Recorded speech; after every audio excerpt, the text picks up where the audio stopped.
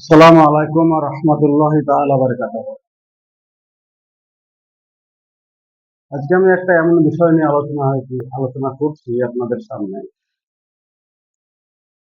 যেটা প্রত্যেকটা বাড়িতেই এই সমস্যাটা কম বেশি দেখা যায়। প্রত্যেকটা বাড়িতে। তার কারণ বাচ্চারা প্রত্যেকটা বাড়িতেই থাকে। অনেক বাচ্চা জন্ম থেকে নিয়ে ১ বছর, ২ বছর, ৩ বছর, ৫ বছর পর্যন্ত অতিরিক্ত কান্নাকাটি করে আর অতিরিক্ত জেদ হয়। এই দুটো জিনিস। একবারে 0 থেকে নিয়ে ৫ বছর বয়স পর্যন্ত অতিরিক্ত কান্নাকাটি এবং অতিরিক্ত জিদ, এই জিনিসগুলো সাধারণত দুষ্টু জিন এবং শয়তান থেকে বেশিরভাগই হয়ে থাকে।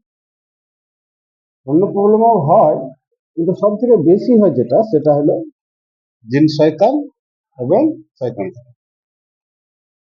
এই জন্য আমরা কিছু আমল করতে পারি বিশ্বনবীর দেওয়া পদ্ধতিতে। সে আমলগুলো যদি আমরা করি, তাহলে ইনশাআল্লাহ দেখবেন যে ওই জেদ এবং কান্নাকাটি দুটোই কম হয়ে যাবে।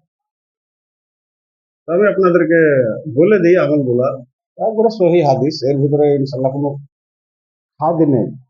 হ্যাঁ, আপনারা আমল করবেন, বাস্তবেও ইনশাআল্লাহ উপকার পাবেন এবং আমলের বিনিময়ে যে আপনাদের নেকি, সেই নেকিটা আপনারা পাবেন।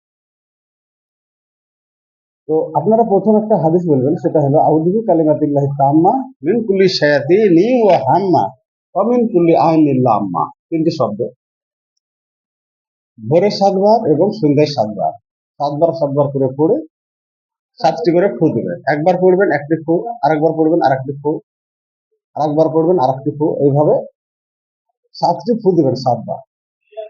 ৭ বার করে সকালে ৭ বার, সন্ধ্যায় ৭ বার।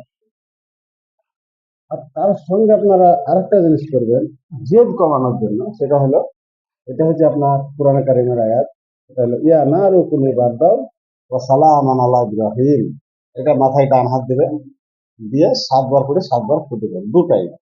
ইয়া নারু কুনি বারদাও ওয়া সালামান আলা ইব্রাহিম। আপনারা এই আমলটা করতে থাকেন, দেখবেন ইনশাআল্লাহ জিদও কমে যাবে আর অতিরিক্ত যারা কান্নাকাটি করে সেটাও কমে যাবে। এরপরে আমি আমল দেবো আপনাদেরকে, যে বাচ্চাদের ব্রেন যাতে ভালো হয় এই জন্য কিছু আমল, কিছু কোরআন আয়াত আছে, সেগুলো আমি পরের ভিডিওতে দিব। আপনারা দেখতে থাকবেন, ফলো করবেন, তাহলেই দেখতে পাবেন ইনশাআল্লাহ একে একে সব রকম আমল আমি দিবেন।